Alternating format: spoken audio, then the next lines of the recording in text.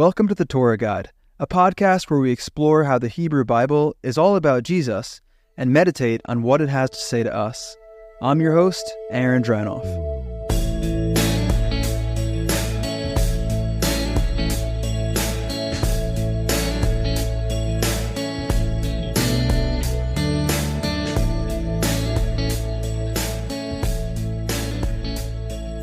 The third section of the Hebrew Bible, the writings, is a diverse collection filled with several types of literature that each uniquely builds on the imagery from the Torah and from the prophets, and it's all to inspire hope that all creation will be restored by King David's descendant, the Messiah. Today's episode is going to be a little different because we're talking about the writings, and the writings is a little different. We're coming to the end of the Messianic trajectory series, and in this series, we're following the design of the Hebrew Bible to see what it's about. And as we've seen, it's all about a person, the Messiah. And the hope for this person began in the Torah. And the second section of the Hebrew Bible, the prophets, teaches us more about him. The whole narrative in the Torah follows the earliest family history of the people of Israel, which is all to inspire hope in a person from the tribe of Judah who will be like Judah's brother, Joseph, and will be a prophet like Moses. The prophets then channels that same hope into the future, into the Messianic descendant of King David. So at the end of the prophets, we're waiting for the descendant of King David, which is the tribe of Judah, who will be like Joseph and be a prophet like Moses. In this episode, I just want to give you a good understanding of what the next section of the Hebrew Bible, the writings, is, and give you a taste of some of the main ways that this section of the Hebrew Bible picks up the driving force of the Torah and the prophets, and how in very unique ways it explores different aspects of that hope and what it means for our lives today. The writings is a diverse collection, so there's a reason that this section of the Hebrew Bible is called by probably the most general term that you can use to describe a collection of literature: writings. It's just hard to find only one characteristic that is true of each one of these works, and that makes this section different from the other two sections, because the writings is filled with a very diverse group of literature. So all this is to say that there isn't only one main way that the writings points to the Messiah. Each book has a unique and important approach, but it is the purpose of each book's inclusion in the Hebrew Bible that it's about the Messiah. So today we're going to talk about what books are in the writing section, and then we'll just talk about how three of them each explore a different aspect of the Messianic hope and how they do that with different goals in mind. So we'll look at the book of Psalms, Song of Songs, and Esther. I chose these three because they're completely different styles from each other, so I thought it would give us a taste of how all of the books in the writing section work very differently to point to the same hope. But to be honest with you, we really could have picked almost any three of the writings books. They're all so different. Again, there isn't one primary way that the writings point to the Messianic hope. They all do it differently, but they all do it. And this series is really about following the general design and how the Hebrew Bible as a whole points to the Messiah, who is Jesus of Nazareth. So in this series, we're just going to explore how the writings does this. We don't have the time in this series to be diving into how each individual book does it. But one day, in the near future, I would absolutely love to devote an entire series to the writings, going through how each book does this. That's actually a great place to tell you guys about the next steps for the podcast. So first of all, let me just thank each one of you for listening to the podcast. There's so many of you who are reading your Bible with me, and I really love making these devotionals and hearing how it's impacting all of y'all's time with God. It's really such an honor to be a part of your Bible studies like that. And making these podcasts is honestly one of my favorite parts of all the work that I get to do with the Torah Guide. So thank you so much for making this possible. There are a few more episodes in this series, and then we're going to be taking a break before the next one. The Torah Guide is a totally crowd-funded nonprofit, which means that we give everything we make away completely for free. Everything is available on our website, YouTube channel, and social media. But it's not all free to make. Let me just share that God has really provided in amazing ways. The Torah Guide is just 1 year old, and we've already made 2 complete illustrated video series to help people read the Hebrew Bible and discover Jesus. The first one is called Introduction to the Torah, and the second is the Torah's Messianic Trajectory, which is the animated videos that go along with this series. You can find both of them on YouTube, and we're almost done with the podcast devotional series diving deeper into both video series, which is what you're listening to right now. On our social media pages, we have even more content, and every week we post the Bible reading plans and memory verses that go along with these devotional podcasts so that you can be reading with us every week and memorizing every day. And in real time, right now, we have over 15,000 followers across all of our social pages. That's more than 15,000 images of God who are reading the Hebrew Bible with us, and I'm praying that they're discovering Jesus through all this content. I've heard so many encouraging stories about people who have already had really encouraging experiences discovering Jesus through this content. Because none of this is about making fun content or about making podcasts or videos. It's really about helping people encounter Jesus through the Hebrew Bible. So this has been a great year. Thank you guys from the bottom of my heart for making this possible. In our next series, we're going to get a little deeper. It won't be as much of an overview. We're going to dive into the main recurring pattern in the Hebrew Bible that points to Jesus. So it'll be a little bit more zoomed in. I'll put it like this for now. In the Hebrew Bible, after Adam and Eve are sent away from the garden, they're removed from the position that they were created for. And God promises to send a descendant, one of them, a new human, a new Adam. And for the rest of the Hebrew Bible, there's a nonstop pattern of God putting other people in that Adam position, that human position, on almost like a trial run. And we're going to walk through all of those potential new Adams, and it's going to lead us straight to Jesus. If the Hebrew Bible was a song, this pattern would be the melody. It's a super important pattern in the Hebrew Bible. So I'm really excited to start sharing with you. I've already got some of the scripts completed and ready to go. But in real time right now, we need to spend some more time raising funds as a nonprofit. It's my hope to start the podcast back up by the middle of April, but I'll keep you updated about that. If you aren't following us on Instagram or Facebook, you're going to want to do that to stay updated, or sign up for our email list on thetorahguide.com if social media is not your thing. But there's an even more tangible way you can help us get these podcasts out faster. If you're enjoying the Torah Guide podcast, if it's been helpful for you, would you partner with us financially? You can sign up to be a monthly giver at thetorahguide.com/give, or you can also make a one-time gift at thetorahguide.com/give. Okay, let's take the next step in our conversation. How does the third and final section of the Hebrew Bible fit into the overall design? The two previous sections, the Torah and the prophets, have all focused on the same Messianic hope that ultimately points to the Messiah, Jesus, and so does the writings. So let me just tell you what books are in the writings. There's the book of Psalms, Job, Proverbs, Ruth, Song of Songs, or Song of Solomon, depending on what your tradition calls the scroll, Ecclesiastes, Lamentations, Esther, Daniel, Ezra, Nehemiah, which you'll most likely encounter as Ezra and Nehemiah, but originally they were one work. And finally, the book of Chronicles, which yet again has also been divided into two parts, 1st and 2nd Chronicles, but was also one work originally. There are so many different literary styles and methods and different topics being covered by all of those books in this section, and each scroll picks up different themes from the Torah and the prophet and gives us a different angle on the same hope, the same resolution to the whole story. To be clear, each book in the writings points to the same resolution. They pick up the hope for a descendant of Judah from the family of David, who will be righteous like Joseph and suffer to the point of death in order to restore all of creation, and he'll be a prophet like Moses, who ushers in a new covenant. But each of them focus on unique aspects of that hope. Let's take a look at some of them. The writings opens with the book of Psalms. It's an anthology of Israel's national poetry that's been written in different times in Israel's history. A lot of it was set to music originally, but all of it was collected together and arranged in a way to tell a specific story. And that story that's being told is, you guessed it, a story of hope. Here's how. All the poems in the book of Psalms have been arranged into 5 distinct sections or books that each develop a different central theme. And as you go from one section's theme to the next, a story is being told. Now, this isn't how most of us usually read the book of Psalms. Usually, we pick a psalm and read it by itself. And there's nothing wrong with that. It can be really meaningful to spend time on one psalm at a time, just individually meditating on it and praying through it. In fact, one of the primary purposes of the whole book is to teach us how to pray. So that's a good thing to do. But the book was carefully arranged to tell a story. And the only way to see that story is to read the entire collection all the way through. So here's how the story is told in Psalms. The themes are arranged like this.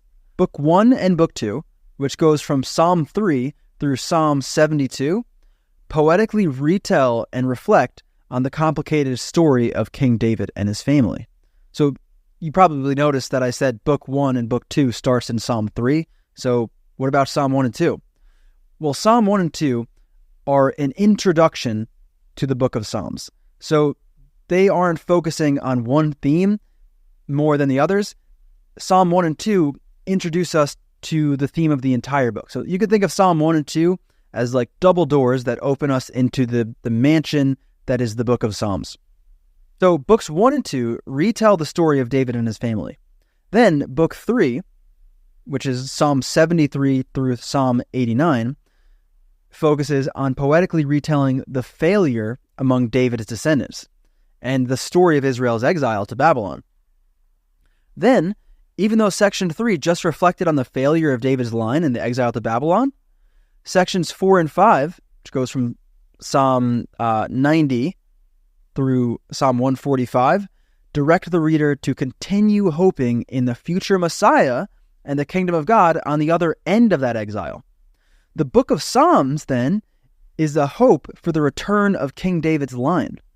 Psalms teaches us to trust that God preserved David's lineage through the exile to be faithful to his messianic promise, which, even from the moment he promised it, always accounted for their failure. But get this, you should know by now, if you're listening along to the series, that the Messiah descended from King David, who's from the tribe of Judah, will be like Joseph, and will be like all the poetic descriptions that are attached to Joseph. Well, the book of Psalms also picks up that idea about a Joseph-like Messiah and attaches it to this hope. So, from Psalm 60 to Psalm 108, which is the middle of Book 2 to the beginning of Book 5, there's a heavy Josephite theme.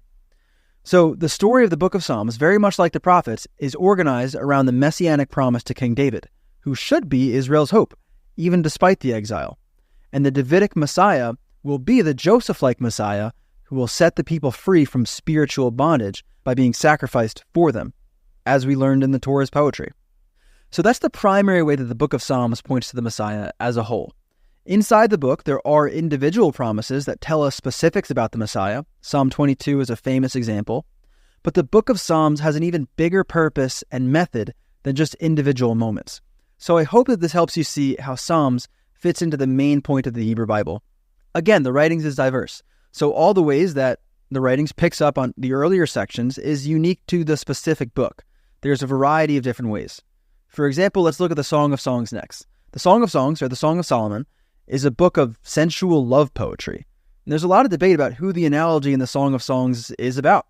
Now, I'm not going to pretend that it's clear who the analogy is between, but here is one important aspect of the book that does point us forward to the Hebrew Bible's resolution. This book is connected to Solomon, who's the son of David, which should already put the promise for David's messianic son at the front of our head. Because as we've seen, that's the overarching hope of the whole Bible. And in Song of Songs, there's a lot of reminders about Adam's fall at the tree in Genesis 3, which is what caused the problem that the rest of the Hebrew Bible has been waiting for someone to solve. The problem is humanity being separated from God in the garden, and then division among human relationships because of all the evil now polluting the world. And in Song of Songs, the whole theme of the book is intimacy after separation. And the climax is chapter 7, verse 10. I belong to my love, and his desire is for me. Now, this is a really key moment in the entire Hebrew Bible because it's a phrase that only appears 3 times in the whole thing. But this time, it's an inversion. The other times it appears is in Genesis 3 and Genesis 4. So in Genesis 3, when Adam and Eve sinned and it caused division between them, God was telling them the consequences of their sin, and he said this to the woman, your desire will be for your husband, and he shall rule over you. Did you get that? Your desire will be for your husband, and he will rule over you. It's a heartbreaking description of how sin leads to broken relationships.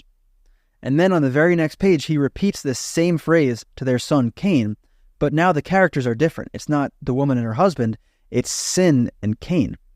So what happens is, we find out that sin wants to rule over the human like a monster. So God tells Cain, and if you do not do well, sin is crouching at the door, and its desire is for you, but you must rule over it.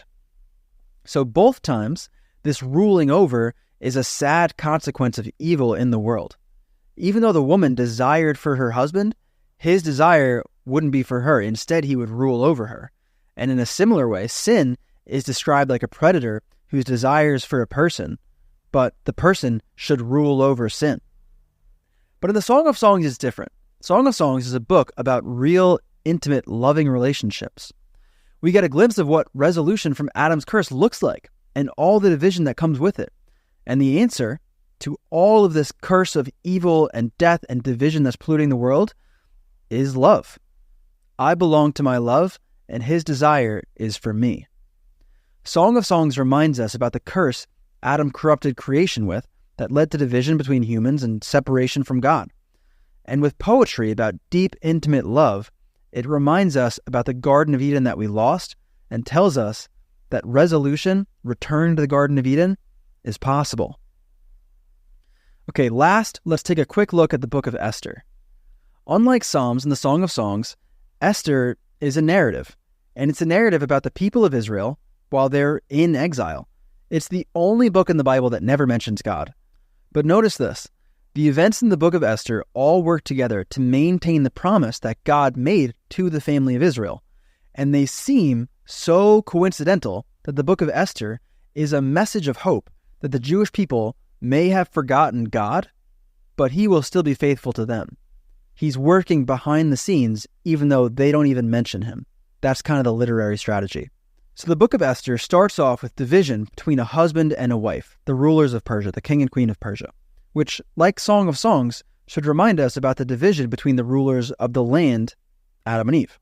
And the story is about a Jewish girl, Esther, also known as Hadassah. So Esther was raised up to become the queen of Persia, even though she was just a girl living in the kingdom. Then this queen, who was raised up to second in command in Persia, saves her people, the Jewish people, from an enemy who is trying to destroy the Jewish people. And Esther's cousin, Mordecai, who she has a close relationship with, helps her save the people. So there's a few major themes from the Torah and from the prophets that the book of Esther picks up on and in really creative ways ties together. First, Esther picks up the story of Joseph and Judah in really interesting ways. Joseph was suffering in a foreign land and was raised up to the second in power other than the king, the Pharaoh of Egypt. Esther was in exile in a foreign land and was raised up to be queen, second in command in Persia. So just like Joseph then uses his wisdom to save his brothers, Esther uses her wisdom and advice from Mordecai to save her brothers, the Jewish people. Also, there's another really key moment in Joseph's story that Esther embodies. But it's not Joseph, it's actually Joseph's brother, Judah. Judah was originally the ringleader who threw Joseph into slavery, but he has a change of heart because of the way he was called out for mistreating a woman named Tamar. And by the end of the story, Judah actually intercedes in front of royalty by putting his own life on the line in order to save his brother Benjamin. So Esther is not only described as a new Joseph, but she also puts her own life on the line and intercedes on behalf of the Jewish people, very much like Judah did in Genesis 44, in order to save everyone. If that story of Judah is a little bit new for you, you can find that in Genesis 44. But also, I would recommend going to thetorahguide.com or the Torah Guide's YouTube channel and checking out the first video that we ever made called The Lion of Judah, which is just an overview of the Joseph story. But let's put this in perspective. The book of Esther is included in the Hebrew Bible, which we've seen is all about the Joseph-like person descended from the tribe of Judah, specifically from King David's line, who will save Israel and the nations. And then we look at Esther in the writings, who's described in many, many ways like a new Joseph, and she saves Israel in a way that is meant to remind us of Judah. We know that Esther is not the final resolution because she doesn't meet several of the Messianic expectations, but Esther is another exploration of what that Messianic saving will look like. And it reminds us to keep hoping, because even if the Jewish people have forgotten God, he'll never forget them. He is always working behind the scenes to restore them. And because he uses Esther, someone who is so similar to the promised one, it should be a lesson for us to hope in that Joseph-like descendant of King David who God will raise up for the people of Israel. Okay, so that's a bird's eye view of how just a few of the books in the writings take the main message of the Torah and the prophets and offer really creative perspectives about how we should each internalize that Messianic hope and how it should impact our lives and how we should personally hope in the Messiah right now, today.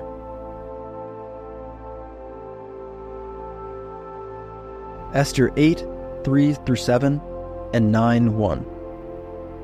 Then Esther spoke again to the king, fell at his feet, wept, and pleaded for his compassion, to avert the evil scheme of Haman the Agagite, and his plot which he had devised against the Jews. And the king extended the golden scepter to Esther. So Esther got up and stood before the king. Then she said, "If it pleases the king, and if I have found favor before him, and the matter seems proper to the king, and I am pleasing in his sight, let it be written, to revoke the letters devised by Haman, the son of Hammedatha, the Agagite, which he wrote to eliminate the Jews who are in all the king's provinces. For how can I endure to see the disaster which will happen to my people? And how can I endure to see the destruction of my kindred?" So King Ahasuerus said to Queen Esther and to Mordecai the Jew, "Behold, I have given the house of Haman to Esther, and they have hanged him on the wooden gallows, because he had reached out his hand against the Jews." Now in the 12th month, that is the month Adar, on the 13th day, when the king's command and edict were to be put into effect, on the day when the enemies of the Jews hoped to gain the mastery over them, it turned out to the contrary, so that the Jews themselves gained mastery over those who hated them. Esther 8, 3-7, and 9:1. I'm going to ask you a few questions. Take some time to think about each question, and if you need some extra time to think or to pray, you can pause. First, think about a relationship that you've witnessed fall apart, whether it's in a book or a movie or people you know, or even a relationship that you've been in. How did the division cause pain to the people involved and the people around them?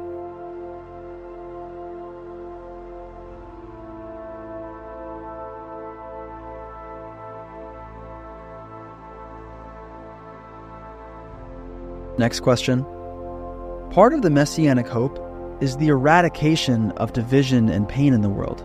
What comes to mind as you think about that?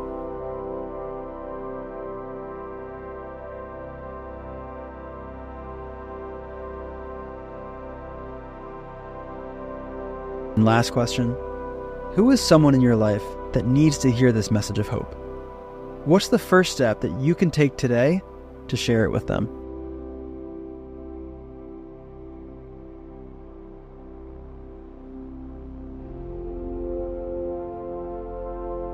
Pray with me.